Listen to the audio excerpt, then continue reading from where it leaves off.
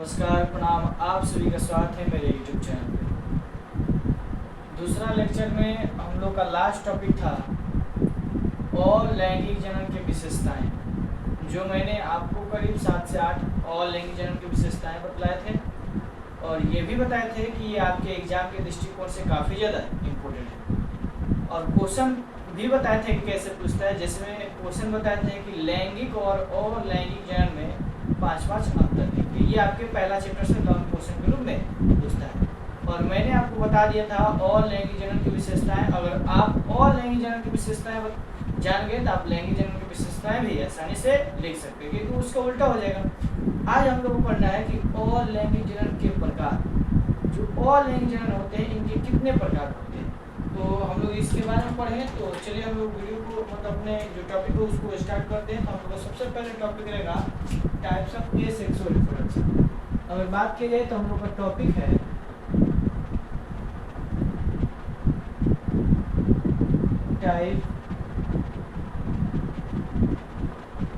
Types of asexual reproduction,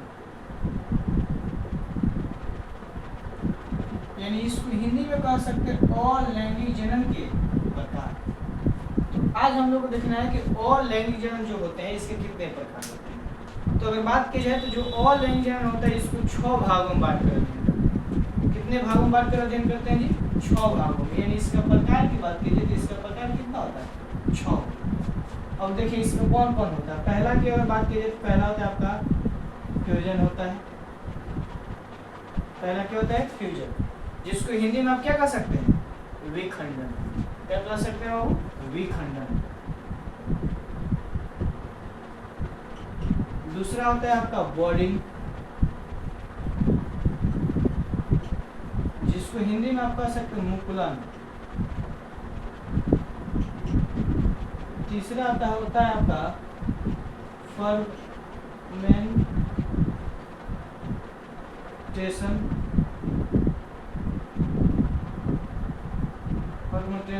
जिसको हिंदी में आप कह सकते हैं खंडन। चौथा होता है आपका रीजेनरेशन, जिसको हिंदी में आप कह सकते हैं पुनर्जनन। देखिए तो अभी हम आपको 4 चीज बता दिए कि जो और लैंगिक जनन होता है उसके 6 प्रकार होता है, जिसमें से मैंने आपको 4 नाम लिखा है। पहला आपका फ्यूजन, जिसको हिंदी में विखंडन कहते हैं। दूसरा बॉर्डिंग, जिसको हिंदी में मुकुलन कहते हैं। तीसरा फर्मेंटेशन, यानी इसको हिंदी में क्या कहते हैं? खंडन।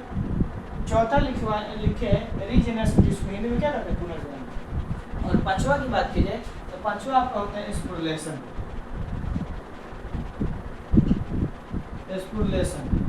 जिसको हिंदी में आप कहते हैं बीजाणु जनन। और लास्ट आपका होता है वेजिटेटिव रिप्रोडक्शन।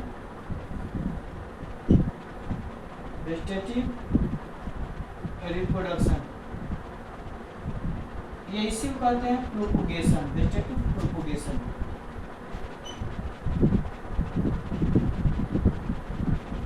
यानी इसको हिंदी में आप कह सकते हैं कायिक जनन या कायिक प्रवर्धन।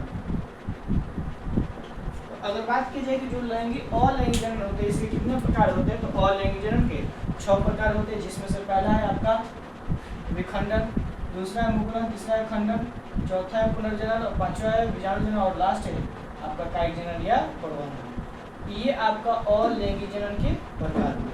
और अभी हम लोग इस और लैंगिक जनन के जो प्रकार हैं इसके बारे में हम लोग बारी से पढ़ेंगे।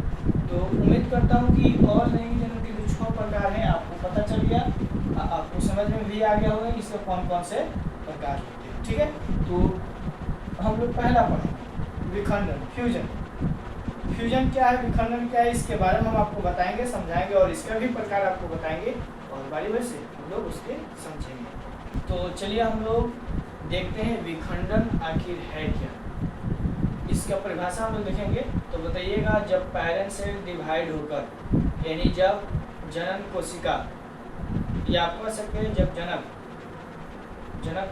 कोशिका कह सकते हैं, पेरेंट्स को हिंदी में क्या कहते हैं? जनक कहते हैं। तो बताइएगा, जब पेरेंट सेल डिवाइड होकर मेनी आउटर सेल का, मेनी डॉटर सेल का निर्माण करता है तो उसे हम लोग क्या करते हैं, विखंडन करते हैं। मान लीजिए एक जनक है और उसके बॉडी में डिवाइड हुआ और डिवाइड होने के बाद मतलब अधिक पुत्री कोशिका का निर्माण हो जाता है, तो इसी प्रक्रिया को हम लोग क्या करते हैं, विखंडन करते हैं। सही बात है, विखंडन करते हैं। तो इसका परिभाषा की बात की जाए तो आप लोग बता सकते हैं कि जब पैरेंट सेल डिवाइड होकर मेनी डॉटर सेल का निर्माण करता है, इसी प्रक्रिया को विखंडन कहते हैं। और ये जो विखंडन होते हैं इसकी प्रकार की बात की जाए तो इसे दो भागों में बात कर अध्ययन करते हैं। ये जो विखंडन होता है ना, इसको दो भागों में हम लोग बात कर अध्ययन करते हैं। पहला होता है आपका बाइनरी फ्यूजन, और बात की जाए तो पहला होता है बाइनरी फ्यूजन और दूसरा होता है मल्टीपल फ्यूजन।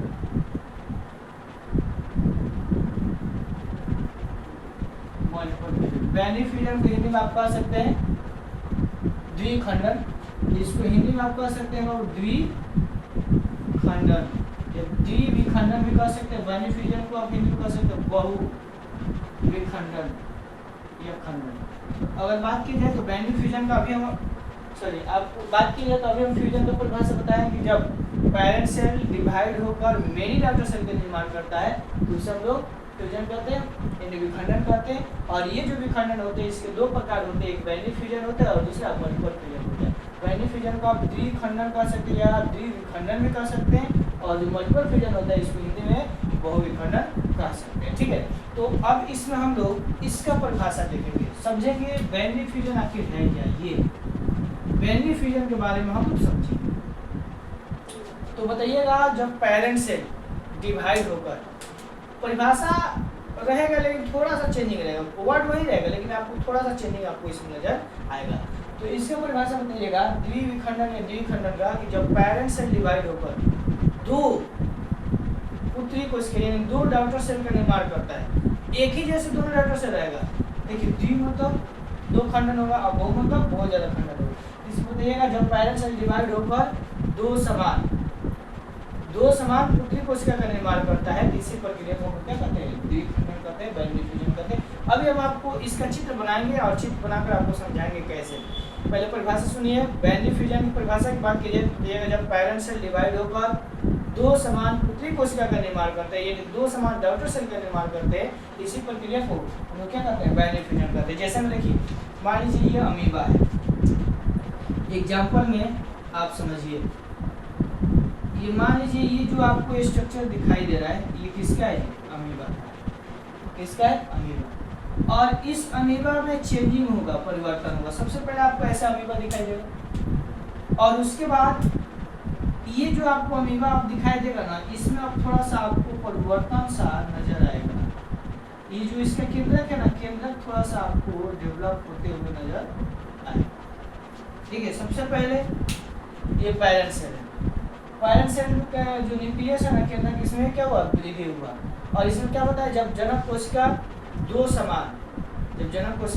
समान पुत्री कोशिका में टूट जाता है, इसी प्रक्रिया को बाइनरी फ्यूजन कहते हैं। ये अमीबा है, अमीबा में आप देख रहे हैं कि वृद्धि हुआ है और वृद्धि होने के बाद फिर ये अमीबा आगे चलकर, फिर ये जो अमीबा है आगे चलकर और कुछ इस तरह से वृद्धि करेगा,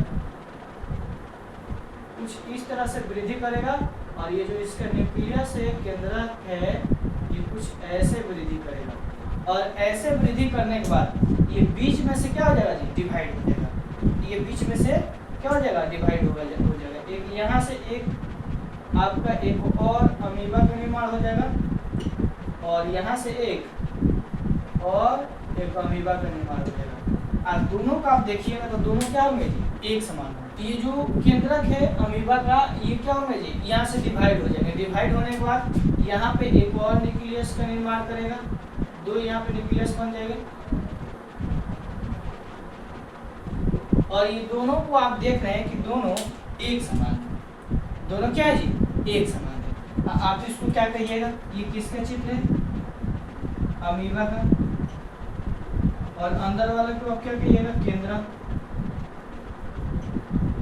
और ये डेवलप किया, डेवलप करने के बाद ये देखिएगा, ये डेवलप करने के बाद ये जो आपको दिखाई देगा इसे आप कहिएगा संपत्ति अमीबा।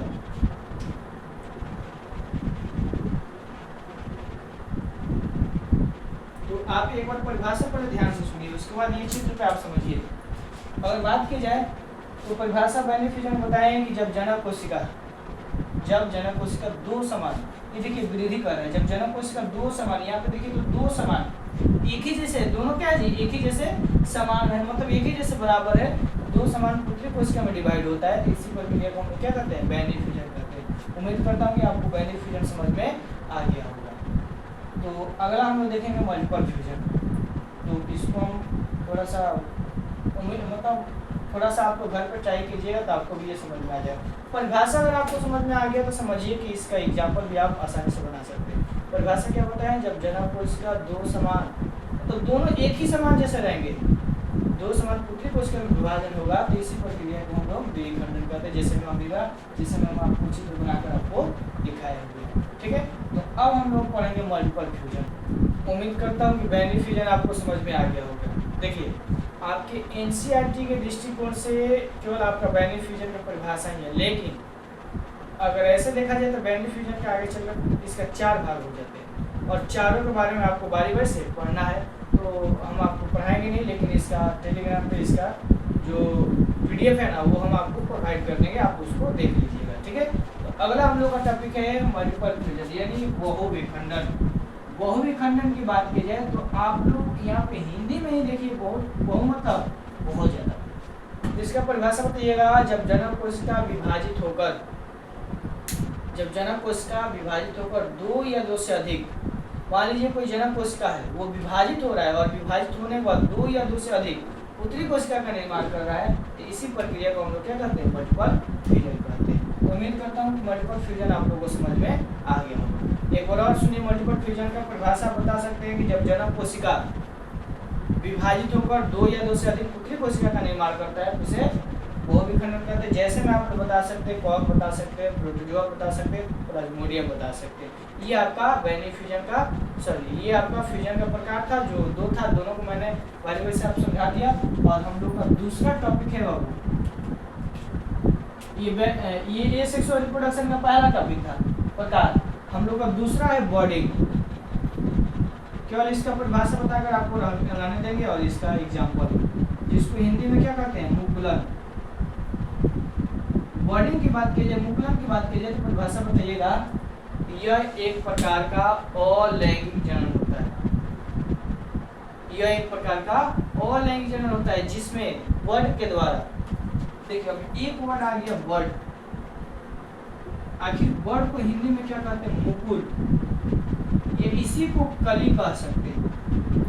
देखिएगा यह एक प्रकार का अलैंगिक जनन होता है जिसमें वर्ड के द्वारा एक नए संतति का निर्माण होता है, तो इसी प्रक्रिया को क्या करते हैं, बॉडिंग करते हैं, यानी मुकुलन करते हैं। बहुत सिंपल सा परिभाषा आपको बता रहे हैं, छोटा सा परिभाषा बता रहे हैं। परिभाषा बताइएगा, यह एक प्रकार का अलैंगिक जनन का प्रकार होता है जिसमें वर्ड के द्वारा एक नए संतति का निर्माण होता है, तो उसे हम क्या कहते हैं, बॉडिंग कहते हैं। और जिसका बेस्ट एग्जाम्पल, और यही काफी ज्यादा इम्पोर्टेंट है, जिसका बेस्ट एग्जाम्पल क्या होगा, हाइड्रा एवं ईस्ट।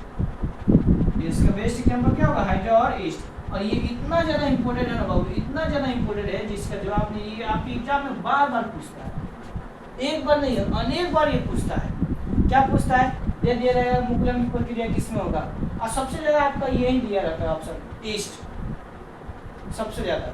या पूछ देगा हाइड्रा में कौन सी प्रक्रिया होती है, तो मुकुलन की प्रक्रिया होती है। ठीक है, और ये केवल 12th क्लास में ही नहीं बल्कि 10th क्लास के भी दृष्टिकोण से ये एग्जाम्पल, ये टॉपिक काफी ज्यादा इम्पोर्टेंट है। आप लोग क्वेश्चन पेपर भी उठाकर देख सकते हैं, ये एक बार नहीं अनेकों बार ये प्रश्न पूछा हुआ है। तो उम्मीद करता हूँ कि बॉडिंग आपको समझ में आ गया होगा। हम कल इसका चित्र बनाएंगे और इसका एग्जाम्पल अभी बता दिए, और इसका प्रकार हम आपको कल बताएंगे।